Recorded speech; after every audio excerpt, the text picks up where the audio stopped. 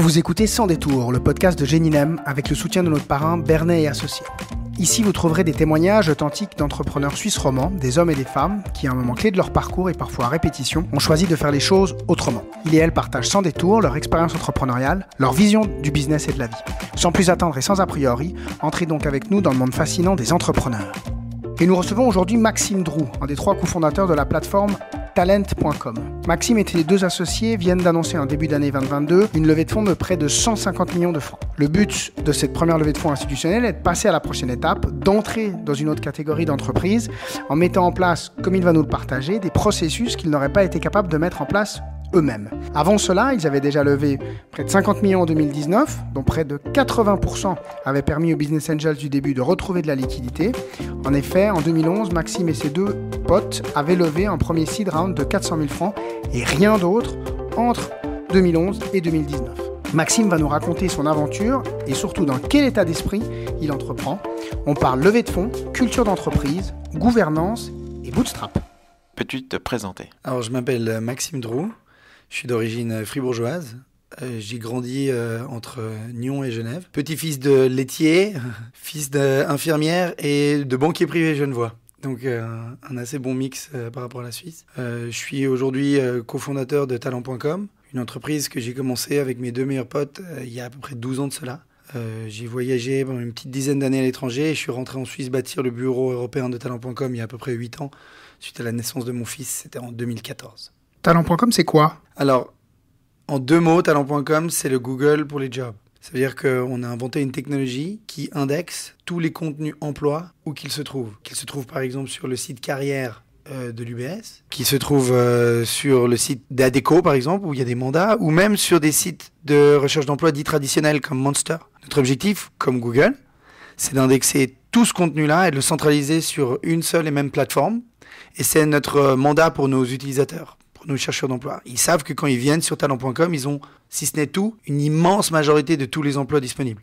Et comme Google, on n'a rien inventé encore une fois, on gagne de l'argent, on monétise en permettant aux entreprises de sponsoriser leur contenu pour apparaître tout en haut du moteur de recherche et de payer au clic.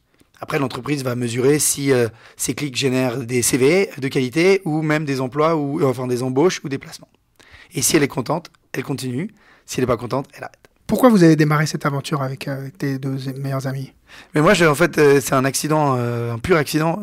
Mon meilleur pote, Benjamin Fillon, un des cofondateurs, qui aujourd'hui est notre responsable tech, il m'a appelé un jour, il me disait qu'il s'embêtait dans son job à la Banque Nationale, où il était économétriste, et qu'il avait une première idée de start-up qui s'appelait Vroom.ca, qui était vraiment une plateforme qui permettait aux gens d'échanger leur leasing automobile. C'est pas forcément un business qui est très porteur en Europe, mais qui existe beaucoup en Amérique du Nord. Et en fait, cette idée de start-up, moi, elle m'a plu. Et puis à un moment donné, on a négocié une sorte de petit contrat sur un coin de table. Puis j'ai investi un petit peu de mes économies et je me suis aussi engagé à travailler à l'époque de nuit sur ce projet Premier Vroom. Et ça a été vraiment mes premiers pas dans l'entrepreneuriat. Après, la vision de Ben, ça a toujours été de faire un agrégateur d'emploi. Donc de faire Neuvou à l'époque, Talent.com aujourd'hui. Et voilà, d'ici qu'on commence à discuter de ce 2e projet, moi j'avais déjà la main dans la machine, j'étais hooked comme on dit. Et c'est ce qui nous a permis de continuer à développer l'aventure à travers Talent.com cette fois. Parce que tu dis travail de nuit, donc tu avais un autre travail le jour ? Alors moi je faisais, à l'époque je travaillais pour un fonds d'investissement à Londres et j'aimais bien ce que je faisais mais sans plus. Et c'est vrai que cette opportunité-là de mettre un pied dans l'entrepreneuriat, ça m'a tout de suite super excité et les heures que j'avais à disposition, qui plus est, étant donné que la start-up était au Canada, c'était la nuit européenne, l'après-midi pour l'Amérique du Nord. Ça t'a appris quelque chose, cette période ? Ah oui, à mort. Moi, j'ai fait un apprentissage à l'UBS à l'époque, donc grosse structure. Après, j'ai été bosser dans un fonds d'investissement aussi assez grosse structure. Et c'est une analogie que j'utilise encore aujourd'hui quand je parle avec des nouvelles personnes qui nous rejoignent.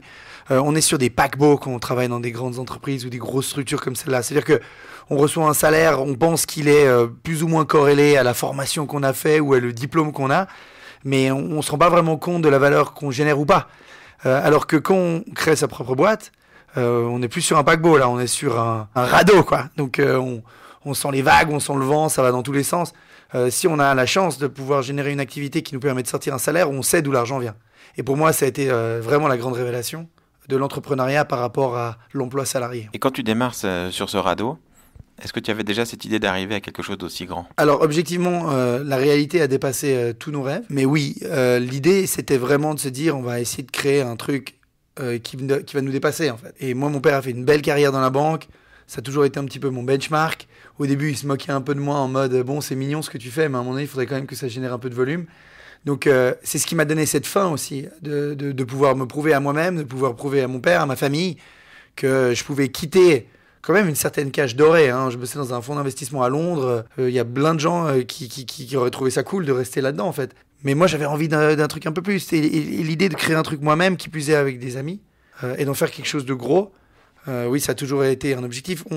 L'analogie que j'utilise souvent, c'est qu'on était en 5e division au foot, et puis là, maintenant, on a un club qui j'imagine, pourrait être considéré comme un club qui s'est qualifié pour la Champions League. Vraiment, voilà, c'est super excitant. Donc oui, l'ambition a toujours été là. Après, maintenant, je veux dire que au point où on en est aujourd'hui, ça a dépassé tous mes rêves et tous mes objectifs de l'époque. Mais l'idée d'être à l'international, c'était dès le début. L'idée de faire quelque chose sur Internet, c'était d'avoir cette capacité de se projeter de manière globale, oui. Et c'était l'immense avantage qu'on voyait de bâtir des business Internet. C'est qu'on peut lancer 25 pays en un mois, et puis ça marche pas, on referme le site. Le fait qu'il y ait si peu de barrières à l'entrée, entre guillemets, moi, c'est vraiment un domaine qui m'attirait énormément et qui donnait énormément de possibilités. Et ça a tout de suite marché? Non. Alors, l'entrepreneuriat, à part ceux qui ont beaucoup, beaucoup de chance, pour moi, c'est vraiment c'est l'université des métiers. C'est-à-dire qu'on se tape la tête contre tous les murs et on fait toutes les erreurs possibles et imaginables. Alors là où on a eu de la chance, où on a été visionnaire selon, c'est qu'à chaque fois qu'on se tape la tête contre le mur, on se tapait pas trop fort et on restait sur nos deux pieds et on a pu changer de direction, quoi. Mais on a fait toutes les erreurs possibles et imaginables.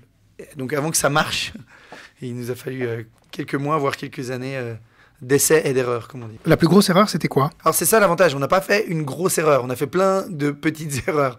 Mais à un moment donné, pour donner un peu de contexte, j'avais trouvé des investisseurs un peu fous, qu'on appelle Business Angels en fait, qui nous avaient permis de lever nos premiers 400 000 francs suisses à peu près. Et pendant le sommet de notre apprentissage des métiers, on perdait 40 à 50 000 francs par mois. Et vous devez payer des salaires. Moi, ma plus grande peur, c'était de retourner sur le marché traditionnel de l'emploi et de postuler pour un job et de faire faillite. Donc ça, c'était vraiment un motivant. Donc voilà, c'était chaud à un moment donné. Et ça, c'était le cumul de plein de petites erreurs. Après, on a réussi à donner le tour, à passer la montagne. Et puis ça a été mieux, mais ça a été chaud, certainement.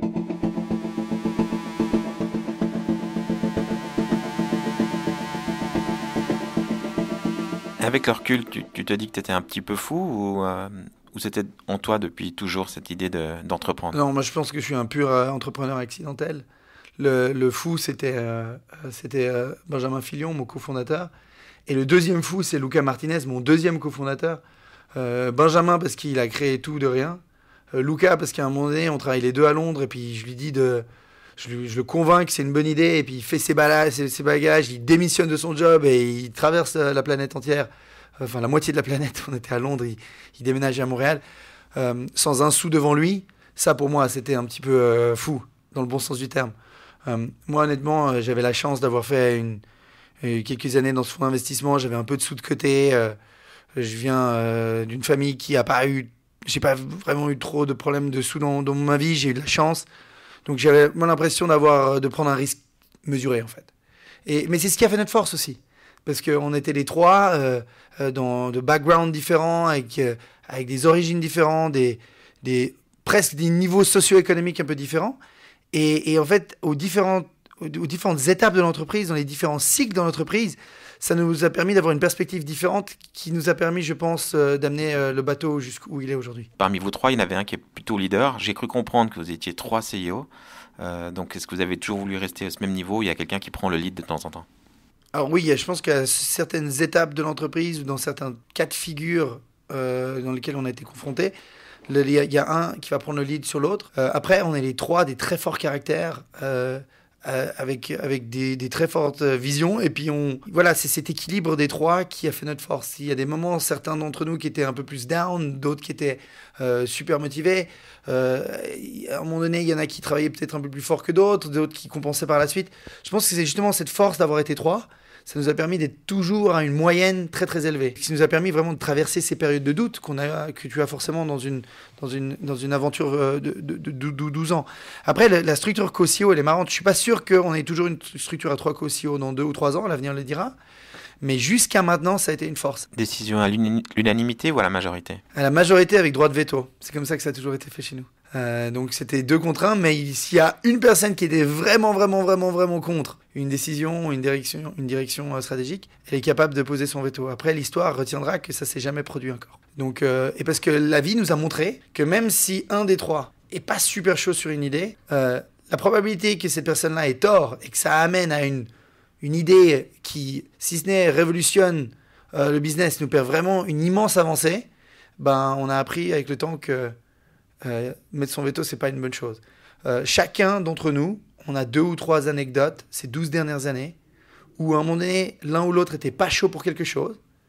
On a décidé de se soumettre à la majorité, entre guillemets, et cette idée s'est avérée être une idée brillante, en fait. Talent.com, vous étiez dans l'actualité en début d'année, vous avez fait une grosse levée d'argent. Est-ce que tu peux nous raconter un petit peu quelles ont été les étapes? Bon, déjà, l'étape, au début, on n'avait pas un sou en banque, donc on devait aller chercher un petit peu de financement. Et il y a 12 ans, moi, je me retrouve à Madrid en train de faire mon MBA à l'IE et je tape à la porte de toutes les institutions possibles et imaginables qui nous permettaient de lever un peu de sous. J'ai participé à tous les concours de start-up qui existaient et on trouve à peu près 400 000 francs au bout vraiment de, je pense, 150 meetings, une année de négociations avec plein de gens. On a été rejeté 99,5% du temps et on trouve cet argent finalement. Et ça a été notre première grande victoire, notre premier gros milestone. Et ça, c'était des prix ou c'était des business angels? Non, ça, c'était des business angels. C'était un Anglais et une Espagnole qui, encore une fois, nous font confiance et nous permettent de lever le premier seed capital, comme on appelle. Donc vraiment l'argent de family, friends and foes. En l'occurrence, c'était des business angels, mais c'était des gens qui, à un moment donné, achetaient le projet et puis on est parti là-dedans. Après, encore une fois, on a été par la suite encore rejoint par 2 autres business angels, cette fois basés en Suisse. Mais c'était, entre guillemets, des clopinettes par rapport à l'ambition qu'on voulait avoir. Et une autre chose qui nous caractérisait, et j'aime tendance dire qu'on est un peu des entrepreneurs grand-papa ou grand-maman, c'est que à la différence de beaucoup de boîtes qu'on voyait dans cette époque-là, 2011-2012, notre plus grande crainte, c'était de devoir retourner lever de l'argent alors qu'on avait un modèle pas mûr, et puis de pas retrouver l'argent qu'on avait besoin, et puis de faire faillite. Donc on est vraiment rentré dans une logique de gestion de nos deniers, super conservateur, et les 8 ans qui ont suivi, on s'est vraiment assuré de générer juste assez de profit pour pouvoir s'autofinancer et de continuer l'aventure tout en assurant une croissance de plus de 50% par année. Après, 8 ans plus tard, et ça c'est en 2019, pour la première fois, on a vraiment ressenti le besoin de retourner sur le marché des capitaux. Et cette fois, non plus forcément aller voir des privés, mais aller voir des vrais fonds institutionnels qui seraient non seulement capables de nous apporter du capital, mais aussi du savoir-faire, un réseau, pour nous aider à passer à la prochaine étape. C'était aussi une étape importante de notre croissance. C'est le moment où on a permis à nos business angels, après 8 ans, de pouvoir retrouver de la liquidité. Et on fait un premier round institutionnel de levée, une série A, comme on appelle dans le monde du VC, de 53 millions de dollars canadiens.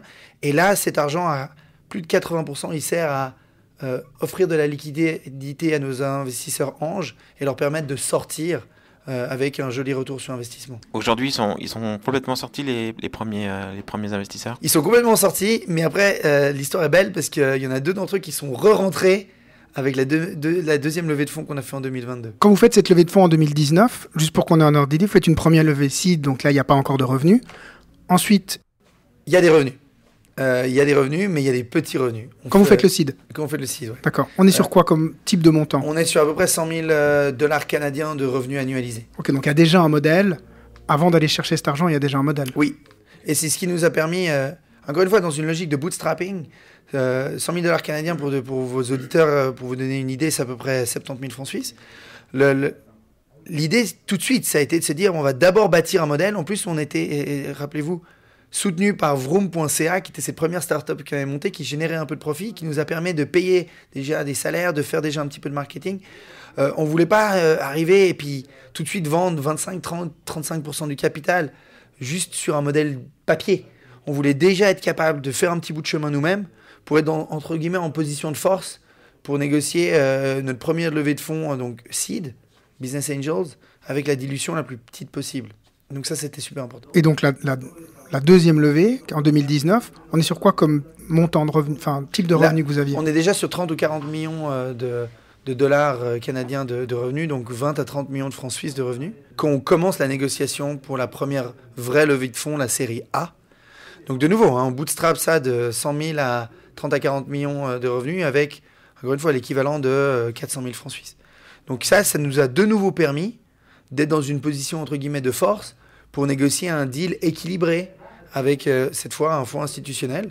Et c'est là où on lève donc ces 53 millions de dollars canadiens, environ 36 millions de francs suisses, avec quand même des revenus conséquents, un historique de gestion des ressources intelligente.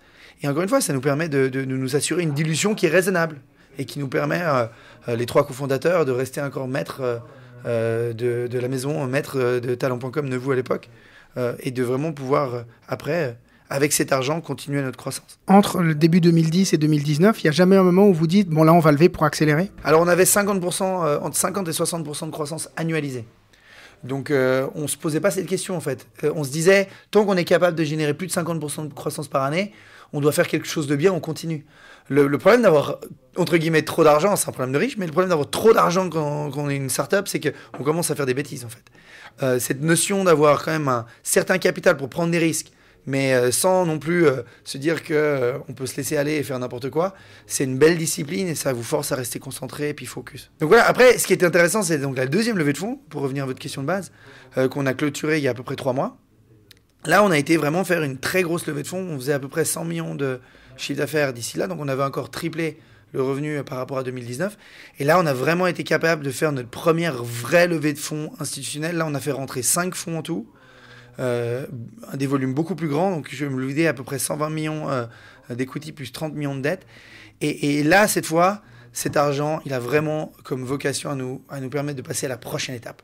Et vraiment à générer une vraie croissance qu'on avait déjà, mais vraiment rentrer dans une autre catégorie d'entreprise où on commence à parler de structurer des équipes de management avec l'arrivée de C-level à différents niveaux, des gens beaucoup plus smart et beaucoup plus seniors que nous, qui vont nous aider à vraiment mettre en place des processus qu'on n'a pas été forcément capable de mettre en place nous-mêmes. Vraiment avoir une ambition de devenir une marque globale. Aujourd'hui, on est entre guillemets une marque, peu de gens nous connaissent, même si on est une grosse plateforme, peu de gens nous connaissent. Vraiment essayer de devenir une marque globale. Et peut-être un jour, encore une fois, gagner cette Champions League qui pour nous, à notre échelle, serait l'équivalent par exemple de faire une cotation en bourse au Nasdaq, par exemple.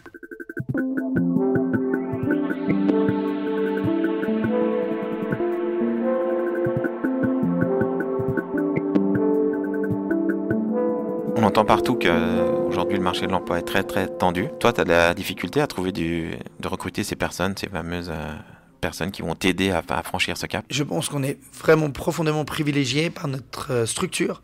Le fait est qu'on on a des bureaux dans 12 pays aujourd'hui différents. Le fait est qu'on a une très forte présence en Suisse aujourd'hui est un immense avantage.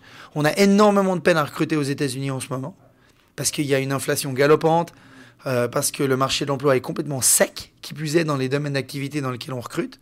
Et aujourd'hui, si on était une entreprise 100% US-centric, on aurait un gros problème. Le fait aujourd'hui qu'on soit dans un pays comme la Suisse, où on a notre 3e plus gros bureau à travers le monde, où c'est encore, selon moi, relativement, si ce n'est facile, en tout cas possible de recruter ce type de talent-là, ça nous donne un edge naturel en fait. Chose qui n'était pas forcément le cas il y a 2 ou 3 ans, où on avait beaucoup plus de facilité à recruter en Amérique du Nord, un peu moins ici. Et les cycles économiques, les situations particulières de chaque pays font qu'on a ce edge naturel, cette protection. Aujourd'hui, en Suisse, j'ai l'impression que c'est notre âge d'or du recrutement. On n'a jamais eu autant de facilité à attirer des jeunes et des moins jeunes, avec des savoir-faire différents ici, parce que la Suisse est dans une situation particulière et que Talent.com en Suisse est dans une situation particulière. Par exemple, il y a 3 ou 4 ans, on était encore une société en mode presse garage. Les gens, ils venaient, on était dans un autre bureau qui était un peu moins beau que celui-là. Et les gens, je pense qu'ils se disaient, mais ok, c'est cool de travailler pour une start-up, mais si ça se trouve, je vais pas me faire payer à la fin du mois, quoi. Aujourd'hui, c'est plus le cas. Les gens, ils viennent ici, on a des jolis bureaux, on a eu un petit peu de presse en Suisse. On a vraiment une capacité à attirer des super talents qu'on n'avait pas il y a 3 ou 4 ans. Et ça, c'est un grand changement. Et ce qui nous permet aujourd'hui de pouvoir le faire. On est capable de vraiment faire rêver des gens et ils rejoignent talent.com parce qu'ils ont envie de participer à une grande aventure entrepreneuriale sans forcément avoir le risque de ne pas se faire payer à la fin du mois. En fait. Et c'est dur à conserver les talents? Ah oui, toujours. La culture d'entreprise, c'est quelque chose de clé aujourd'hui.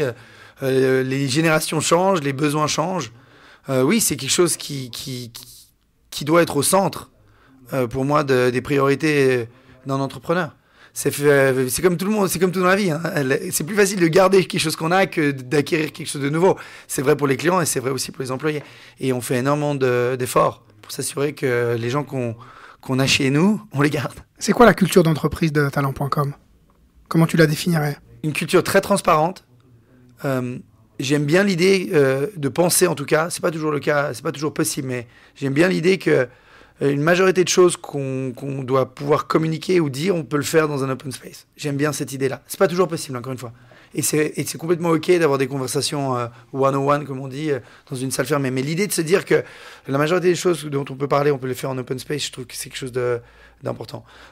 Une attitude constructive et positive. Je pense que talent.com, on est une entreprise fondamentalement positive. On est une entreprise, j'aime bien dire, on a été fondé en Amérique du Nord par des Européens. Et ça nous définit assez bien. On comprend ce go big or go home. On comprend cette attitude un peu adolescente qu'ont les Américains, super positive, pleine d'énergie et autres, de temps en temps irréfléchie. Mais qui, dans certains cas, est vraiment hyper intéressante. Européenne aussi, parce qu'on a cette compréhension des nuances. Ici, on est, comme je vous l'ai dit, dans le bureau de Lausanne, environ 55 collaborateurs. Je crois qu'on a 18 nationalités. Les gens viennent des 4 coins du monde. On a des backgrounds différents, des histoires différentes. Et ça fonctionne. Donc voilà. Proximité aussi. Moi, de temps en temps, les modèles de culture à l'américaine, par contre, cette fois, si on devait faire référence aux États-Unis d'une manière un petit peu moins glorieuse, selon moi, ces cultures d'entreprise à l'américaine que je vois arriver dans les grands groupes en Suisse, moi, elle me fait un peu peur. Cette notion de on est quelqu'un au travail et on est quelqu'un d'autre à la maison. Moi, c'est quelque chose qui me fait peur. Moi, j'ai envie que les gens ils soient eux-mêmes ici. J'ai envie qu'ils puissent s'exprimer dans leurs différences, dans leur diversité, de pouvoir parler de tout. Le Covid, par exemple, ça a été quelque chose d'hyper intéressant, genre de pouvoir parler du vaccin, par exemple, avec nos employés, qu'est-ce qui marche pas, qu'est-ce qu'on a envie de faire en tant qu'entreprise ou pas. Je trouve que ça a été hyper enrichissant, c'est une diversité que j'ai envie d'arriver à maintenir. On te sent attaché à la Suisse. Quand tu as fait ce dernier round, tu es allé voir des fonds suisses? Alors c'est intéressant comme question parce que ça a été ma bataille en fait. On a aujourd'hui 5 fonds qui sont investis dans talent.com et pour la première fois, lors de la dernière levée de fonds, on a réussi à avoir un fonds suisse qui s'appelle Climb Ventures. Mais encore une fois, c'est encore un accident parce que c'est le fondateur de Climb Ventures, Julien Monès, c'était un copain d'HEG et ça fait 10 ans qu'on se regarde un petit peu à distance sur LinkedIn, on se croise dans des événements à gauche à droite et il m'a toujours dit hey, si la prochaine fois que tu fais une levée de fonds, pense à moi. Et là, on a réussi à le faire. Mais historiquement, c'était très très compliqué en fait d'avoir des fonds suisses. Il faut savoir que la Suisse, au niveau venture capital, c'est un endroit très particulier.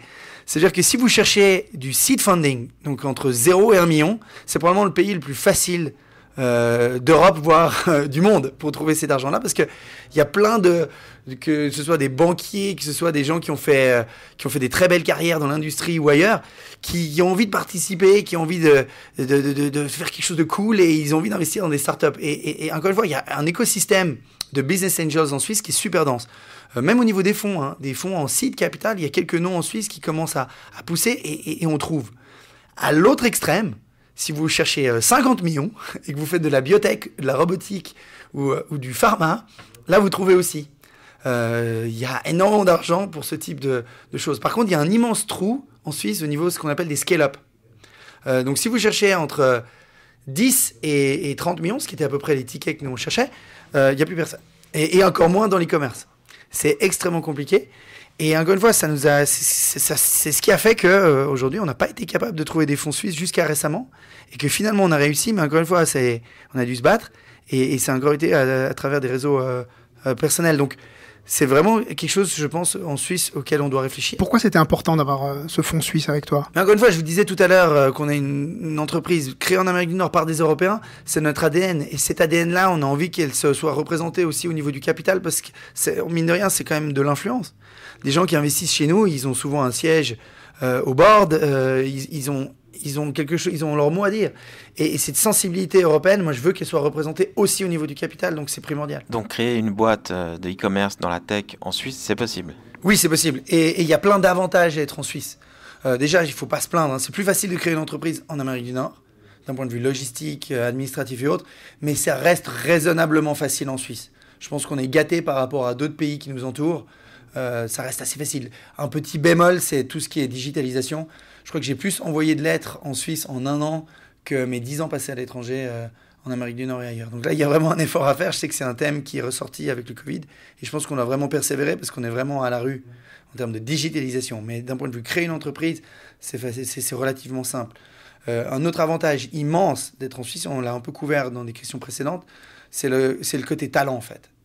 Il y a un talent extraordinaire en Suisse. Pourquoi ? Parce que soit on trouve des gens qui sont déjà ici, et que ce soit dans la tech, on a des écoles comme l'EPFL par exemple qui fournissent des talents extraordinaires, où on trouve des gens extrêmement bien formés dans tout type de métier ici, soit les gens se déplacent en Suisse pour trouver un travail ici. Et c'est pas rare qu'on fasse venir des gens des 4 coins de l'Europe qui viennent en Suisse, non pas parce que uniquement pour des histoires de salaire, on paye des salaires suisses à qui que ce soit des Suisses ou des étrangers. Mais ils viennent parce qu'on offre des conditions attractives, la Suisse offre des conditions attractives, Talent.com offre des conditions attractives, et notre terrain de chasse pour le recrutement, c'est toute l'Europe. Et ça, c'est une force extraordinaire. S'il y a des entrepreneurs qui veulent démarrer un projet ou qui viennent de démarrer un projet et puis qui pensent qu'ils ont besoin d'argent, c'est quoi le conseil que tu leur donnes ? Créer un réseau et entretenir ce réseau. Et ça ne veut pas forcément dire les inviter à manger 3 fois par mois à la maison. Ça veut juste dire les tenir au courant de ce qu'ils font. Parce que souvent, la différence entre lever les 300 000 francs ou pas les lever, c'est cette notion de sécurité. C'est cette notion de OK, l'entrepreneur, il a une inertie, il continue de travailler fort, il a des échecs, mais il n'abandonne pas et il évolue. Et on est capable de tracer cette évolution dans le temps. Et nous, c'est vraiment été quelque chose de clé. Chaque fois que je rencontrais quelqu'un, je le rajoutais à mon email list. Et à chaque fois qu'on avait quelque chose à annoncer ou à publier, j'envoyais ces emails à cette liste-là. Et puis, ça s'inscrivait dans le temps. Et si tous les mois, chaque mois, il y a un email qui relate un peu de l'évolution de la startup et qu'on voit une progression et puis qu'on commence à avoir des data points dans le temps qui plus est positif, ça rassure les gens, ça excite les gens et puis ça les rend plus enclins à prendre ce risque d'investir dans cette structure-là. Et pour moi, ça a vraiment été la clé. À la fin, j'avais même des concurrents dans cette liste. À la fin. J'avais peut-être 50 personnes qui tous les mois, j'envoyais notre monthly letter, où je racontais qu'est-ce qu'on avait fait les 30 derniers jours, qu'est-ce qui avait marché, qu'est-ce qui n'avait pas marché. Et j'étais transparent. Donc il y a des gens qui me diront « Ah, mais attention, c'est beaucoup de transparence pour des concurrents. » C'est pas grave. À la fin, il y a un groupe de 4 ou 5 personnes qui étaient vraiment... qui crochaient et qui nous connaissaient et ça faisait 1 an qu'ils nous suivaient. Et puis le moment où il fallait à un moment donné vraiment discuter de la prochaine étape et éventuellement investir des fonds, ils étaient là. Donc bâtir sa crédibilité dans le temps, moi c'est vraiment ce que je recommanderais à n'importe quel entrepreneur qui cherche à lever de l'argent. Voilà, nous sommes arrivés au terme de cette rencontre avec Maxime. Comme il nous le raconte, leur gestion des ressources a permis d'éviter toute dépendance envers les marchés financiers et a malgré tout permis une croissance impressionnante pendant près de 10 ans. C'est d'autant plus remarquable car lui et ses 2 associés ont réussi à construire une marque globale, quasiment autofinancée pendant 10 ans. On comprend en écoutant Maxime l'importance de cette gouvernance à 3, avec ses 2 potes fondateurs, mais également les valeurs qui vont permettre de créer la culture d'entreprise de Talent.com, avec comme valeur cardinale notamment la transparence, qui n'empêche absolument pas l'ambition, au contraire. C'est sur cette même base que Maxime arrive à recruter des talents dans le monde entier, mais également à les conserver et à les motiver dans cette incroyable aventure de plateforme globale. Ils arrivent à créer des conditions pour que les gens s'expriment dans leurs différences et leur diversité, malgré cette croissance. Et cette détermination à bootstrapper avant de faire des levées de fonds. C'est selon moi tout à fait juste de vouloir faire un bout de chemin tout seul, afin de tenir le couteau par le manche et d'éviter la dilution quand il ira parler aux investisseurs. Et cette logique oblige à être focus d'une part, mais également à avoir cette mentalité de tester et d'apprendre en continu. Et du coup, chaque franc que tu dépenses doit avoir une profitabilité à 60 ou 90 jours, sinon, pour reprendre ces mots, t'es squeezé. Enfin, je retiens de cette rencontre avec Maxime l'importance de parler, de communiquer de son idée encore et encore, et de garder en tête que c'est l'exécution qui va faire le succès, bien plus que l'idée qui, elle, va changer et mûrir tout au long de l'aventure.